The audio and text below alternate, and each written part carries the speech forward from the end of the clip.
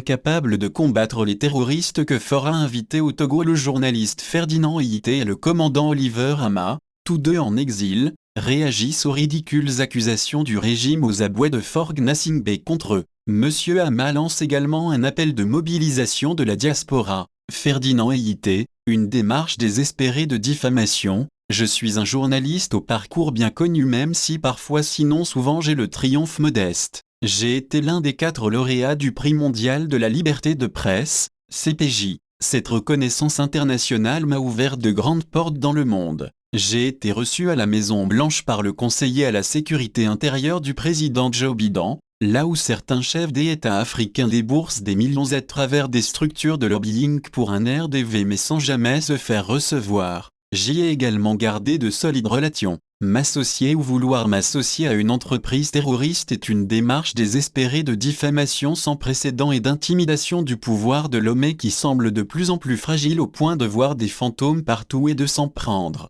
dans son délire à des gens sans aucune défense, veuves et orphelins. Même si j'ai déjà des informations précises sur leurs accusations fallacieuses sorties directement de leur laboratoire où visiblement on ne réfléchit plus trop. J'attends d'avoir les documents formels pour préparer aussi ma réplique à travers nos petits réseaux dans le monde. Ils devront de toute façon nous expliquer comment un journaliste qu'ils ont contraint en exil et qui se cherche depuis 1 an a pu trouver des moyens pour financer des attaques. Ils doivent nous dire aussi si les attaques que le nord du Togo et Benin subissent depuis plus de 2 ans sont financées par le même journaliste.